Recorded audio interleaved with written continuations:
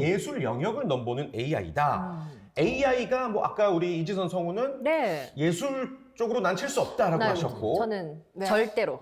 저도 약간 좀 비슷한 생각이긴 하고, 네. 일단 예술 영역으로 침투, 뭐 확장을 한 건 맞죠? 네, 그렇습니다. 그러니까 사실 이세돌 구단 그리고 중국의 이 커제 구단이랑 알파고. 대결을 네, 어. 알파고죠. 인공지능 알파고 있었습니다. 예. 그런데 뭐 이세돌 구단이 여기서 패하지 않았습니까? 네. 그때 제기됐던 문제가 이제 우리의 일자리를 인공지능에게 넘겨주겠구나. 우리의 미래에 굉장히 부정적인 시각이 팽배했었어요. 네. 그런데 중요한 게 그럼에도 최후의 보루로 남을 수 있는 장르가 바로 예술. 예술이 왜 최후의 보루라고 생각을 하냐 하면 네. 예술은 인간적인 어떤 인간만이 가질 수 있는 사상 그리고 감정이 녹아서 만들어진 결과물이잖아요.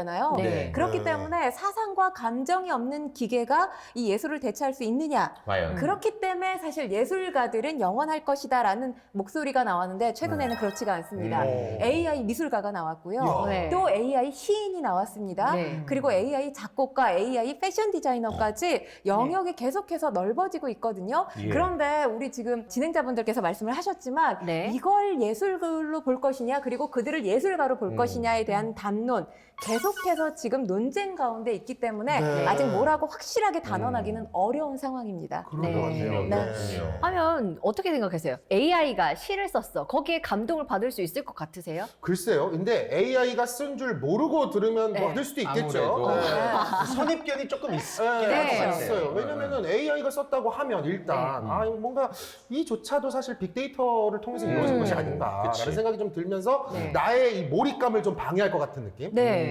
그래서 음. 저도 이거랑 완전 똑같거든요. 음. 그래서 예술성이 없다라고 저는 강력하게 주장하는 바입니다. 음. 네. 사실 시라는 게 그 시인의 어떤 인생에서부터 비롯된 다양한 감정을 함축적으로 표현해내는 건데 그렇죠. 맞아요. 이걸 이제 AI가 썼다고 하면 조금 이게 예술성이 있는 건가 좀 논란의 여지는 있네요, 확실히. 그러니까 지금 AI들이 작업한 결과물을 예술을 볼 것이냐 말 것이냐에 대한 논란이 어디서부터 시작되냐 하면 네. 이들이 굉장히 많은 어마어마한 데이터량을 학습하잖아요. 네. 그리고 결과물을 내기 때문에 이게 알고리즘화되고 있는 건데 이게 과연 기계적인 거지 예술적인 것이냐. 그렇기 네, 때문에 네. 예술이 아니다라고 보는 시각이 많습니다. 예. 여전히. 그런데 최근에 한 방송사에서 이 AI 미술가가 그린 작품을 예술 작품으로 볼 것이냐 말 것이냐 네. 설문조사를 했거든요. 네. 근데 굉장히 저는 이 조사 결과가 놀랍다고 생각하는 게 예술품으로 본다가 45%였고요. 오. 보지 않는다가 48%. 근소하네요. 네, 그러니까 이게 오차범위 내 접전이라고 볼 수 있는 건데 오. 그만큼 AI와 관련해서 우리의 시각이 과거와는 다르게 열려 있지 않나 그렇게 또 추정해 볼 수 있는 그렇구나. 설문조사 결과치가 아닌가 싶습니다. 야, 이거 저희가 약간 네. 꼰대였네요. 만약에 AI의 어떤 작품을 보고 제 감동을 받는다면 저는 어. 그 순간부터는 인정할 것 같아요. 그렇구나. 감동을 받는 순간. 네, 예. 그렇죠. 근데 AI가 그린 그림, 뭐 AI가 쓴 시, AI가 작곡한 노래, 요거를 창작으로 보는 게 맞을까요? 일단은 이걸 창작이라고 보는 관점은 뭐냐면 네. 입체파 화가의 대표적인 화가가 피카소죠. 피카소. 네. 근데 피카소가 했던 유명한 말 가운데 어떤 이야기가 있냐면 네. 훌륭한 예술가는 모방하고 위대한 예술가는 훔친다.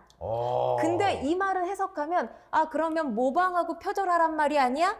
이렇게 네. 해석할 수 있는데 그건 굉장히 1차원적인 해석이고요. 예, 예. 중요한 건 우리가 그런 얘기 하잖아요. 이 땅에 새로운 건 더 이상 없다. 맞아요. 하늘 아래 새로운 건 없다라는 네. 얘기를 하고 있습니다. 그렇기 때문에 완전하게 새로운 게 창작이 아니라 모방을 통해서 또는 남의 작품을 보고 거기서 느낀 자기만의 주관적인 해석이 부여되고 네. 그렇게 해서 재창조가 된다면 이건 창작물이다. 이렇게 볼 수 있는 거다라는 거죠. 그런데 사실 우리나라를 비롯해서 많은 나라들이 이 저작물을 어떻게 지금 기준을 하고 있냐면 네. 인간의 사상과 감정을 표현한 창작물을 저작물이라고 보거든요. 네. 근데 그 관점에서 해석을 하자면 일단 AI는 인간이 아닙니다. 그렇죠. 네. 그리고 중요한 게 인간이 아닌데 여기에 사상과 감정, AI에게 사상과 감정이 있다고 아직까지 인정할 수는 없는 없죠. 상황이에요. 네. 그렇기 때문에 이 정의대로 본다면 창작물이 아니다라는 의견도 있고요. 아까 제가 말씀드렸다시피 알고리즘화한 건 기계적인 것일 뿐이지 새롭게 창작한 게 아니다라는 의견도 나오고 있습니다. 근데